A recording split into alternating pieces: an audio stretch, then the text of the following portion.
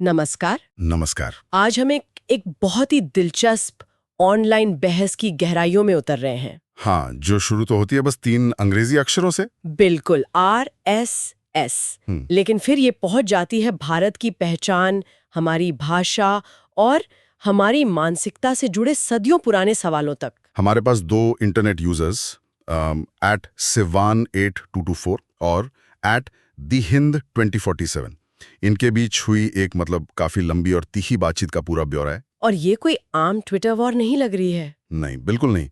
इसमें इतिहास है, विज्ञान है, राजनीति है, सब कुछ है। तो आज हमारा मिशन है इस पूरी बहस की परतों को खोलना, ये समझना कि कैसे एक छोटा सा सवाल वो औपनिवेशिक मानसिकता या भारतीय परंपरा जैसे बड़े विवादों को जन्म दे देता है। हाँ, और हमारे बच्चों को किस भाषा में पढ़ाना चाहिए, ये भी एक बड़ा मुद्दा बन जाता है। तो चलिए सीधे मुद्दे पर आते हैं। बहस का जो शुरुआती सवाल था वो बहुत ही सीधा था कि अगर आरएसएस विदेशी भाषा और शिक्षा को हमारी संस्कृति के लिए कह सकते हैं खतरा मानती है, तो वो अपने नाम के लिए विदेशी अक्षर आरएसएस का इस्तेमाल क्यों करती है? उसे सिर्फ देवनागरी में रास्वसंग क्यों नहीं लिखा जाता? हाँ, यही सवाल था। बिल्कुल। और यहीं से ये पूरा वैचारिक ताना बाना खुलना शुरू होता है। अच्छा। जवाब में कहा गया कि भाषा और संस्कृति को मिलाना एक गलती है। तर्क यह था कि आरएसएस औपनिवेशिक मानसिकता का विरोध करती है, अंग्रेजी भाषा का नहीं। अंग्रेजी भाषा का नहीं। हाँ, अंग्रेजी तो बस एक औजार है, एक टूल। जैसे स्वामी विवेकानंद ने हिंदू धर्म का संदेश दुनिया तक पहुंचाने के लिए अंग्रेजी का इस्तेमाल किया था, वैसे ही आज कोई भी संगठन अपने विचार फैलाने के लिए इसका इस्तेमाल कर सकता है। लेकिन क्या ये तर्क थोड़ा ज्यादा सरल नहीं है? मतलब सिर्फ अंग्रेजी अक्षर इस्तेमाल करने से कोई अपनी संस्कृति कैसे भूल सकता है? ठीक है, तो फिर ये औपनिवेशिक मानसिकता जिसकी बात हो रही है वो आखिर है क्या? और यहीं पर बहस में एक ऐसा मोड़ आता है जो बहुत ही चौंकाने वाला है। क्या? हाँ, ये वाकई दिलचस्प है। दूसरे पक्ष ने एक पलटा तर्क दिया कि वंशवाद का विरोध करना ही असल में औपनिवेशिक मानसिकता है। क्या? एक मिनट, वंशवाद का विरोध करना औपनिवेशिक मानसिकता है? जी हाँ, उनका कहना था कि सत्ता का एक पीढ़ी से दूसरी पीढ़ी को मिलना, यानी वंशानुगत हस्तांतरण, वही असली भारतीय परंपरा है। ये तो कमाल का पलटवार है। मतलब ये तर्क तो परंपरा की पूरी परिभाषा को ही सिर्फ एक बल खड़ा कर देता है। बिल्कुल, ये इस विचार को चुनौती दे रहा है कि लोकतंत्र और योग्यता जैसी बातें वो पश्चिमी है, और ये दावा कर रहा है कि हमारी असली परंपरा तो राजशाही और वंशवाद की थी। सही बात है। ये बहस के मूल मुद्दे को ही पलट देता है। तो इसका क्या जवाब दिया गया? इसके जवाब में जो तर्क दिए गए वो सीधे भारतीय इतिहास से उठाए गए।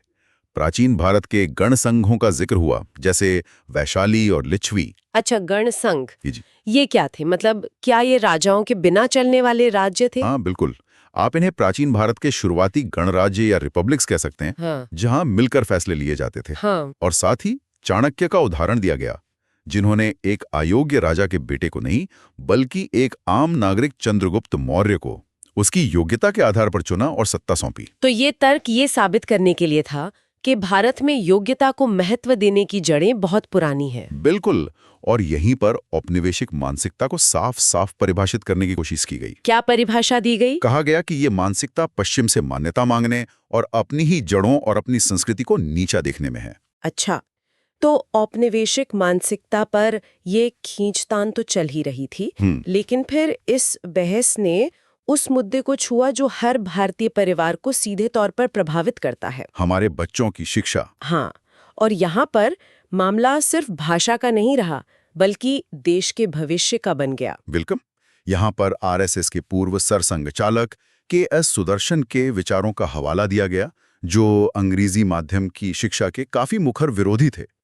एक पक्ष ने कहा कि दुनिया के तमाम विकसित देश, जापान, चीन, जर्मनी, फ्रांस, ये सब अपनी मातृभाषा में पढ़कर ही तो तकनीकी सुपर पावर बने हैं। सही बात है, उन्होंने किसी विदेशी भाषा को अपनी शिक्षा का माध्यम नहीं बनाया। और इस तर्क को सिर्फ भावनाओं से नहीं बल्कि विज्ञान से भी जोड़ने की कोशिश की गई। कैसे? यूनेस्को और कई न्यूरोसाइंटिस्ट्स की रिपोर्ट्स का जिक्र हुआ, जो कहती हैं कि बच्चे अपनी मातृभाषा में सबसे अच्छी तरह सीखते हैं। मतलब जब बच्चे अपनी भाषा में सीखते हैं तो वो सिर्फ रट्टा नहीं मारते। हाँ, वो कॉन्सेप्ट्स को गहराई से समझते हैं।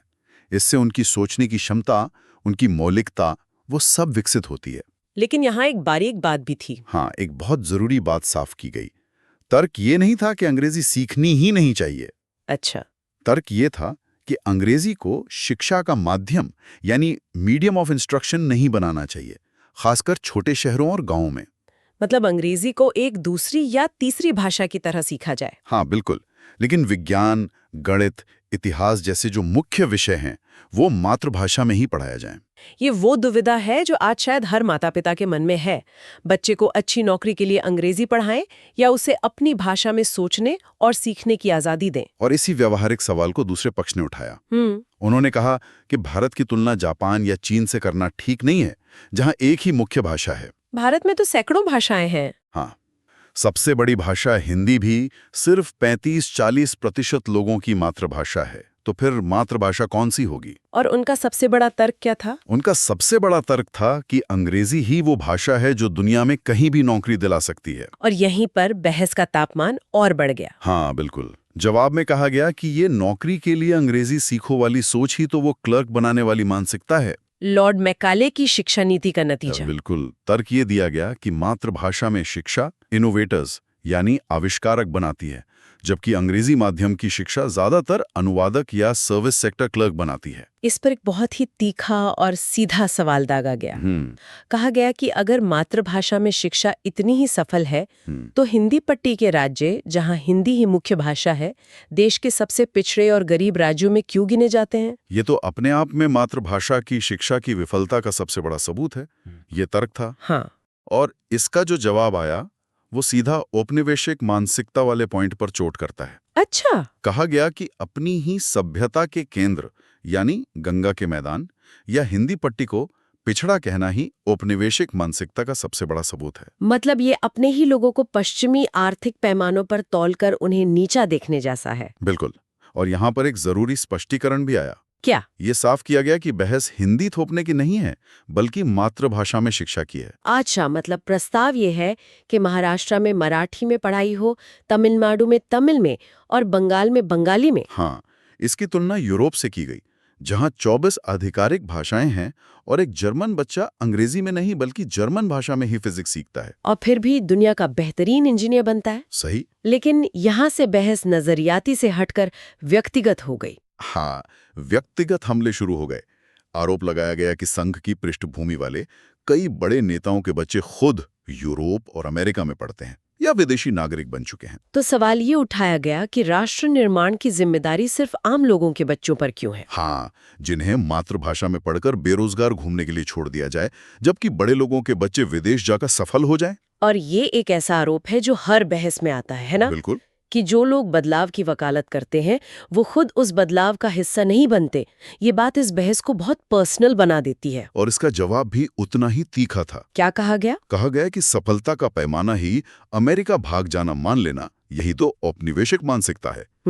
तर्क ये था कि एक महान राष्ट्र का लक्ष्य अपने नागरिकों को पश्चिम में सस्ता श्रम बनाने के लिए भेजना नहीं होता, बल्कि एक ऐसा देश बनाना होता है जहां दुनिया भर से लोग नौकरी करने के लिए आए। बिल्कुल, जैसे वे आज जर्मनी या जापान जाते हैं। और इस पाखंड के आरोप को गलत साबित करने के लिए कुछ उदाहरण भी दिए गए। हाँ, आरएसएस के अपने शैक्षिक कार्यक्रमों का जिक्र भी किया गया। विद्या भारती के 20,000 से ज्यादा स्कूल और 1 लाख विद्यालय के 1 लाख से ज्यादा स्कूल जो दूर दराज के आदिवासी और ग्रामीण इलाकों में शिक्षा पहुंचा रहे हैं। हाँ, उनका उदाहरण दिया गया।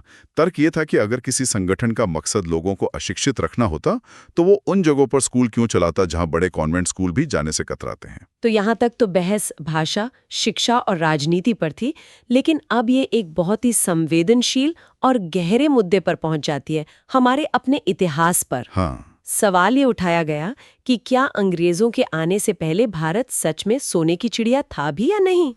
क्या उस समय सभी को शिक्षा का अधिकार था? और जो शिक्षा थी भी वो तो संस्कृत में थी, जो आम लोगों की मातृभाषा नहीं थी। तो उन संस्कृत शिक्षित लोगों ने कौन से महान वैज्ञानिक आविष्कार कर लिए? यही सवाल था। बिल्कुल। इस सवाल के जवाब में बहस पूरी तरह से ऐतिहासिक तथ्यों पर केंद्रित हो गई। ब्रिटिश सर्वेक्षक थॉमस मुनरो की 1820 के दशक की रिपोर्ट और इतिहासकार धर्मपाल की किताब द ब्यूटीफुल ट्री का हवाला दिया गया। अच्छा, इन स्रोतों में क्या था? इन स्रोतों के आधार पर दावा किया गया कि 1820 के दशक में भारत की साक्षरता दर इंग्लैंड से कई ज्यादा थी। ये तो चौंकाने वाली बात है। मतलब हमें स्कूलों में हमेशा यही पढ़ाया गया है कि अंग्रेजों ने भारत में आधुनिक शिक्षा की शुरुआत की और उससे पहले यहाँ सब अनपढ़ थे। और मद्रास प्रेसिडेंसी के ब्रिटिश रिकॉर्ड्स के हवाले से ये भी कहा गया कि उन स्वदेशी स्कूलों में पढ़ने वाले 70% छात्र तथाकथित निचली जातियों से थे। 70%? ये तो उस पूरी कहानी को ही पलट देता है। बिल्कुल।